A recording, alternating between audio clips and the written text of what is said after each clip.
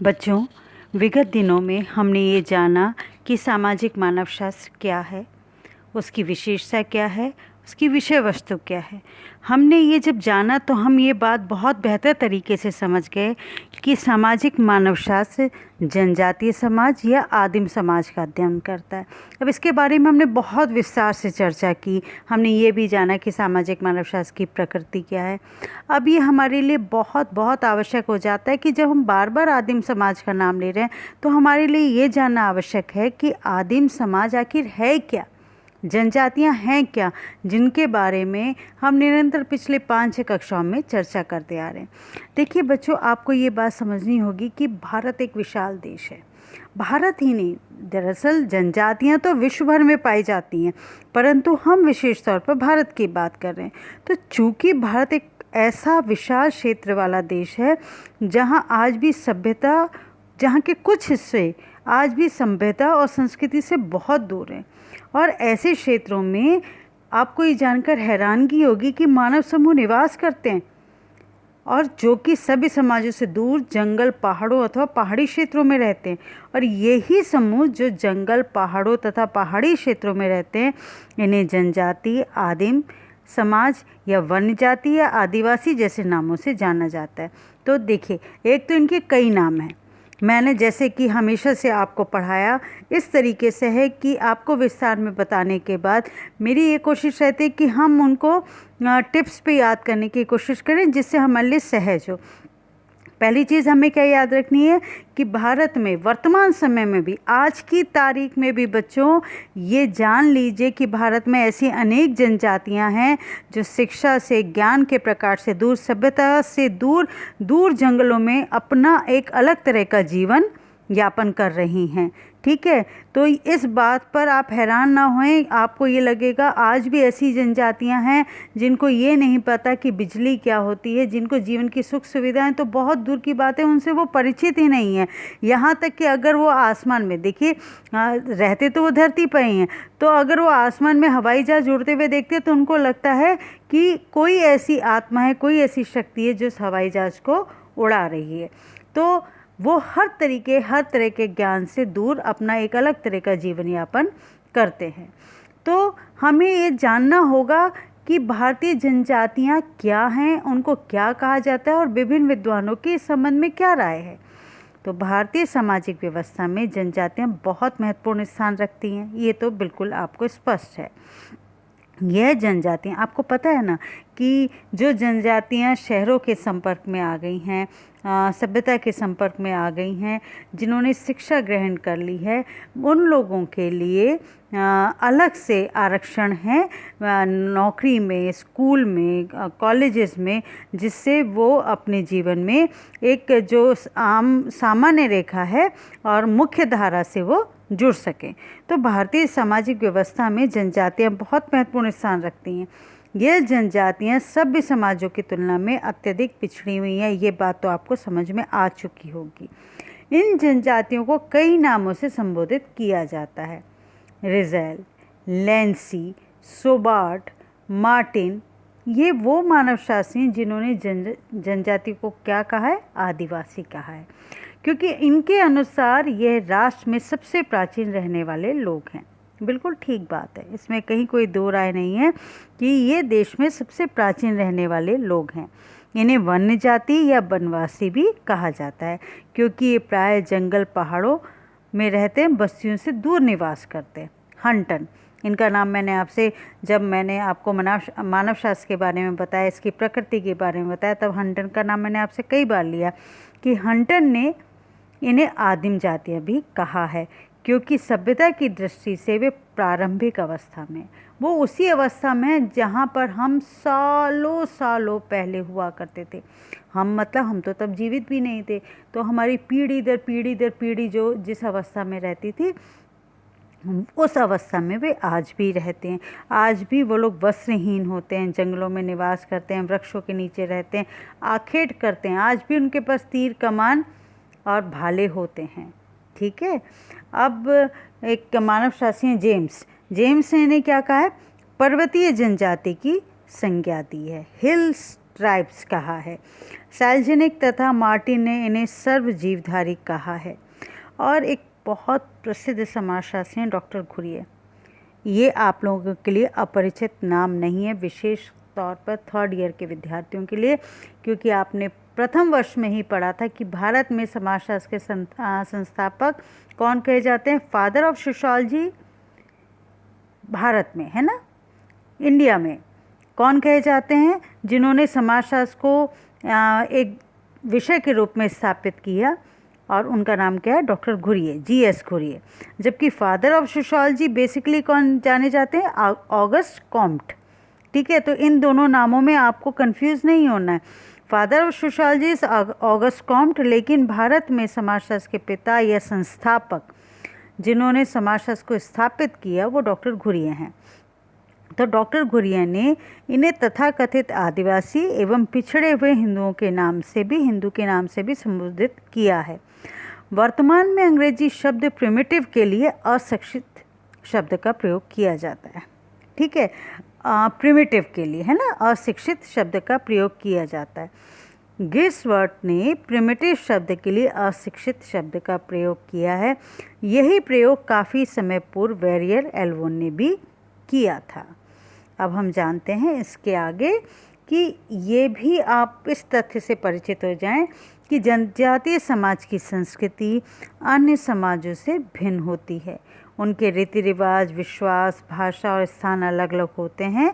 यदि व्यक्तियों का सामाजिक स्तर समान ना हो तब भी उन्हें स्त्रीकरण एवं विलक्षणता दिखाई नहीं पड़ती। ठीक है, अब आगे हम बढ़े। जनजाति को परिभाषित करते हुए समाजशास्त्री गिलिन एवं गिलिन लिखते हैं कि स्थानीय आदिम समूह के किसी भी संग्रह को, मैं रिपीट कर रही हूँ, ये आपको याद करनी है, कि स्थानीय आदिम समूह के किसी भी संग्रह को जो कि एक सामान्य क्षेत्र में रहता हो, एक सामान्य भाषा बोलता हो, एक सामान्य संस्कृति का अनुसरण करता हो, जनजाति कहते हैं। ठीक है, ये परिभाषा किसने दी, गिलिन। और गिलिन ने क्या कहा, स्थानीय आदिम समूह, है ना, का एक ऐसा संग्रह जो किसी सामान्य क्षेत्र में रहता हो, सामान्य भाषा बोलता हो और एक सामान्य संस्कृति का अनुसरण करता हो, उसे जनजाति कहते हैं। डॉक्टर रिवर्स ने क्या कहा, डॉक्टर रिवर्स ने कहा कि जनजाति एक ऐसा सरल प्रकार का सामाजिक समूह है जिसके सदस्य एक सामान्य भाषा का प्रयोग करते हैं तथा युद्ध आदि सामान्य उद्देश्य के लिए सम्मिलित रूप से कार्य करते हैं।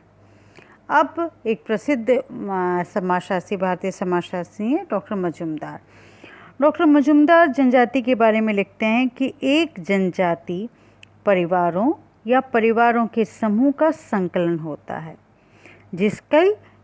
जिसका एक सामान्य नाम होता है, जिसके सदस्य एक निश्चित भूभाग में रहते हैं, समान भाषा बोलते हैं और विवाह, व्यवसाय या उद्योग के विषय में निश्चित निषेधात्मक नियमों का पालन करते हैं और पारस्परिक कर्तव्यों की सुविकसित व्यवस्था को मानते हैं। इन्होंने क्या समझाया, जरा हम भी समझें इनके साथ। इन्होंने कहा पहली चीज़ कि एक जनजाति परिवारों या परिवारों के समूह का ये संकलन होता है। एक चीज़ इन्होंने ये समझाई। दूसरी चीज़ क्या समझाई, इनका एक सामान्य नाम होता है। ठीक है, तीसरी चीज़ इन्होंने क्या समझाई, ये एक निश्चित भूभाग में रहते हैं। चौथी चीज़ इन्होंने क्या समझाई, ये सामान्य भाषा बोलते हैं, समान भाषा बोलते हैं, एक जैसी भाषा बोलते हैं। फिर पांचवी चीज़ इन्होंने क्या समझाई, विवाह, व्यवसाय या उद्योग के विषय में निश्चित निषेधात्मक नियमों का पालन करते हैं। मतलब एक जैसा निषेध है कि हमें ये काम नहीं करना है और ये काम करना है, और पारस्परिक कर्तव्यों की सुविकसित व्यवस्था को ये मानते हैं। ठीक है, यहाँ तक समझ में आ गया। अब हम हॉबल की बात करते हैं। हॉबल कहते हैं कि एक जनजाति एक सामाजिक समूह है जो एक विशेष भाषा बोलता है तथा एक विशेष संस्कृति रखता है जो उन्हें दूसरी जनजातीय समूह से पृथक करती है। यह अनिवार्य रूप से राजनीतिक संगठन नहीं है। अब हम जनजातियों की विशेषता पर आते हैं। पहली जनजाति की विशेषता है कि एक जनजाति अनेक परिवारों या परिवारों के समूह का संकलन है। ठीक है। दूसरी क्या है, प्रत्येक जनजाति की अपनी एक सामान्य भाषा होती है जिससे विचारों का आदान प्रदान तथा पारस्परिक एकता व सामाजिक संगठन का विकास सरलता से हो सके। कैसे? देखिए, बिना भाषा के हम अपनी बात का आदान प्रदान तो कर ही नहीं सकते। भाषा तो माध्यम है अपनी भावनाओं की अभिव्यक्ति का। तो बिना भावनाओं की अभिव्यक्ति के हम एकता और सामाजिक संगठन की कैसे बात कर सकते हैं? तो इसलिए एक भाषा होने पर उनको सहजता होती है कि वो अपनी भावनाओं को, अपनी संस्कृति को, अपने आचार और विचारों को एक पीढ़ी से दूसरी पीढ़ी में हस्तांतरित कर दें। अब बहुत महत्वपूर्ण विशेषता है, प्रत्येक जनजाति का एक सामान्य नाम होता है, ठीक है, और उसी के आधार पर उसकी पहचान होती है, वही उसका परिचय होता है। अब चौथी विशेषता क्या है?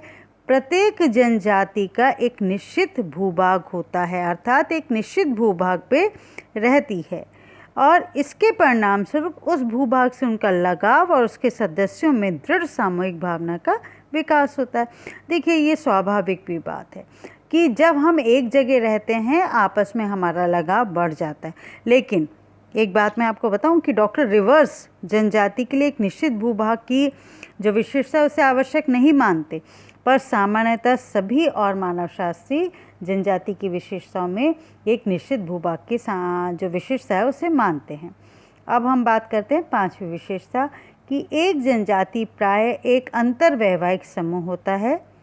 अंतर्वैवाहिक समूह मतलब एक ही जनजाति में आपस में लोग विवाह करते हैं, ठीक है। तथा वर्तमान में ये हमें मानना चाहिए कि शिक्षा, विज्ञान और प्रौद्योगिकी के विकास ने जनजाति की इस विशेषता को धुंधला कर दिया है। आगे बढ़ें। छठवां जो विशेषता है, लक्षण है, वो क्या है? एक जनजाति के सदस्यों में पारस्परिक आदान प्रदान के कुछ सामान्य नियम और निषेध हैं जिनको प्रत्येक सदस्य को मानना पड़ता है और जिनके आधार पर इनका व्यवहार नियंत्रित होता है।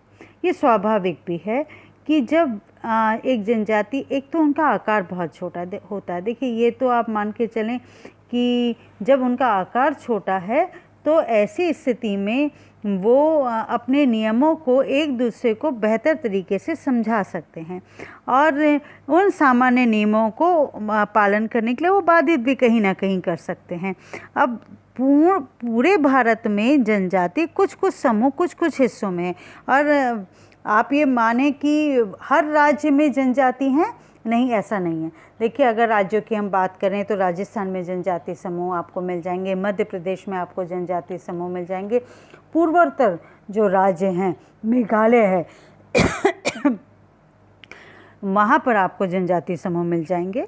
अब हम जनजाति की एक और विशेषता पर आते हैं और वो ये है कि एक जनजाति की एक सामान्य संस्कृति होती है और उस सामान्य संस्कृति को बचाए रखने के लिए वो ये बाहर के समूह के विरुद्ध इन सदस्यों में एकता की भावना होती है, ठीक है।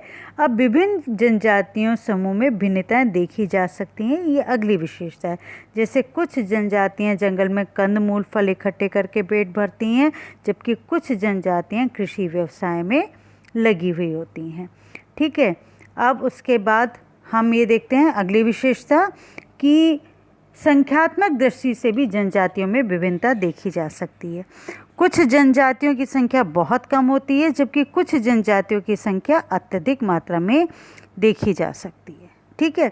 अब उसके बाद 10वीं विशेषता क्या है? एक आदिवासी समूह जनजाति का दूसरे आदिवासी समूह या जनजाति से संपर्क नहीं के बराबर होता है।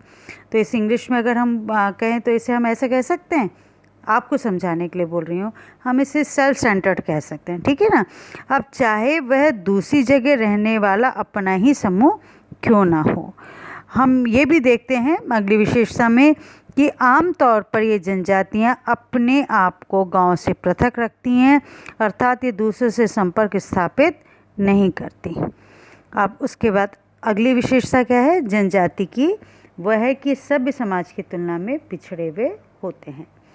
फिर एक और विशेषता है कि जनजाति की अपनी धार्मिक व्यवस्था नहीं होती, अपनी धार्मिक व्यवस्था होती है।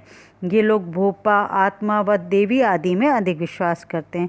जनजातियों का अपना स्वयं का एक राजनीतिक संगठन होता है, ठीक है। अब एक कैसा राजनीतिक संगठन होता है जिसमें अधिकांशतः एक वंशानुगत मुखिया होता है जो परंपराओं का पालन करने, नियंत्रण को बनाए रखने एवं नियमों का उल्लंघन करने वालों के लिए दंड की व्यवस्था करता है। कहीं कहीं मुखियों की सहायता के लिए वयोवृद्ध लोगों की एक परिषद, काउंसिल ऑफ द एल्डर्स, भी पाई जाती है। कुछ विद्वानों ने राजनीतिक संगठन को जनजाति के लिए आवश्यक नहीं माना है। एक और महत्वपूर्ण बात, जनजातियाँ आमतौर पर आर्थिक तौर पर आत्मनिर्भर होती हैं। एक जनजाति अपनी सभी आवश्यकताओं को स्वयं पूरा करने में सक्षम होती है।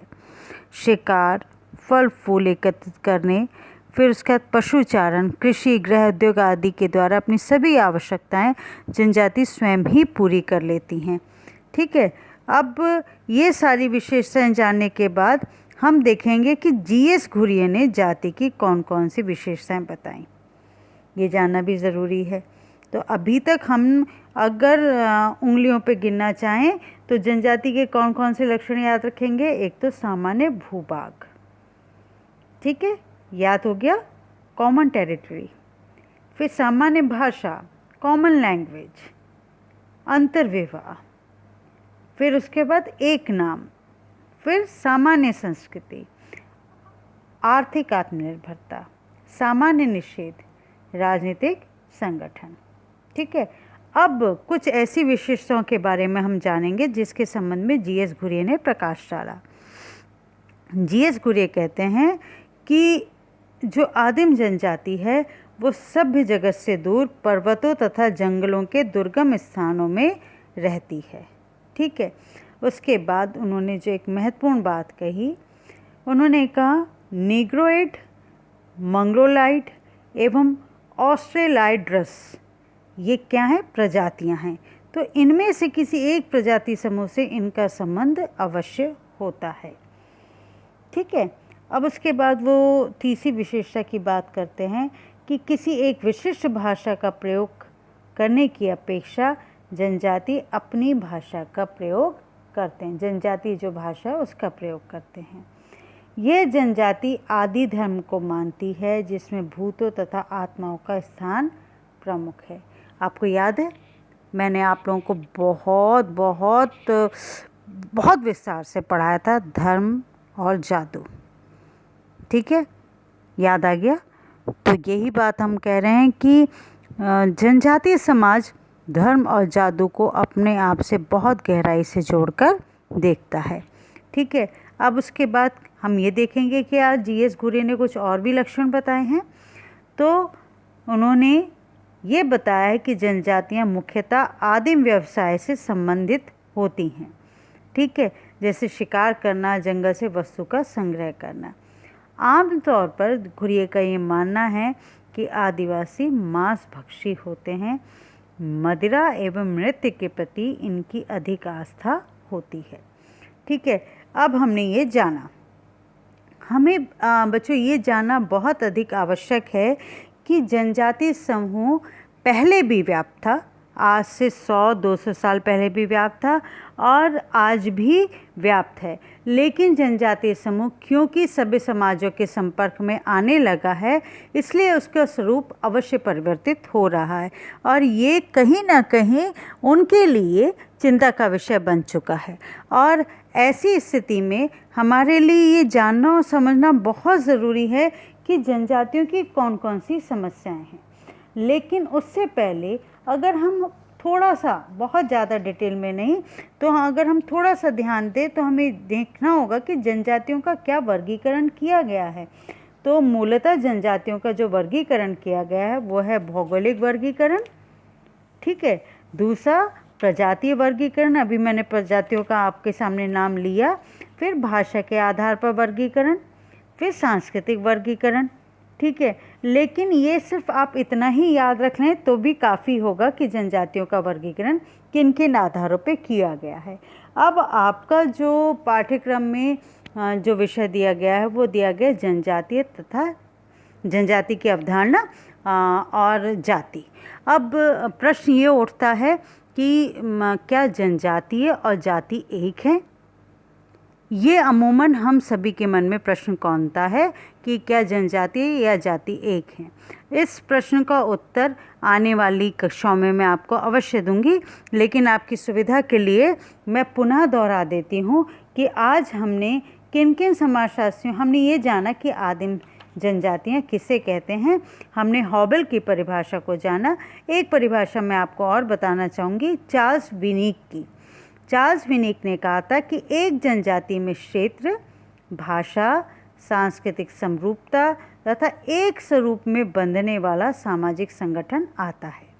यह सामाजिक उपसमूह जैसे गोत्रों या गांवों को सम्मिलित कर सकता है। ठीक है, अब इसके बाद हम बात करते हैं एक और मानवशास्त्री की, रॉल्फ पिटीगंटन। रॉल्फ पिटीगंटन ने अपनी पुस्तक an introduction to social anthropology, पुस्तक का नाम क्या है? An introduction to social anthropology. इस पुस्तक में उन्होंने क्या लिखा था कि हम एक जनजाति की व्यक्तियों के एक समूह के रूप में व्याख्या कर सकते हैं। क्या है जनजाति?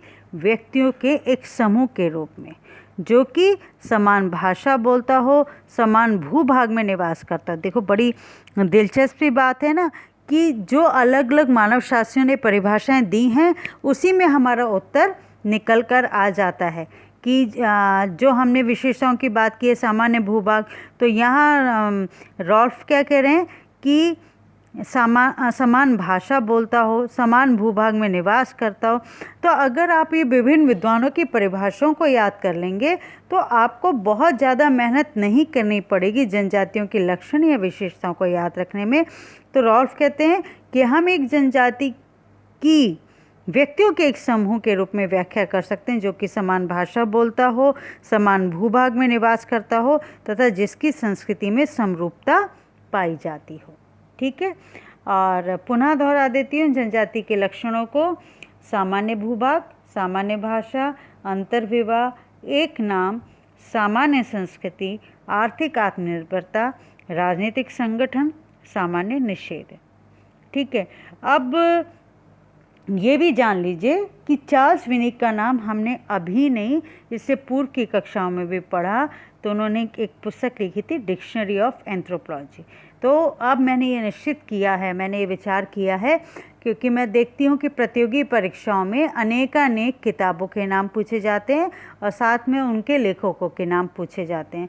तो अब चूँकि आप थर्ड ईयर में आ गए हैं और आने वाले समय में आप प्रतियोगी परीक्षाएं भी देंगे, इसलिए ये मेरा कर्तव्य बनता है कि हम रोज़ की कक्षा में एक ना एक किताब का नाम याद करें। तो आज हम 2 किताबों के नाम याद करते हैं उनके लेखकों के सहित।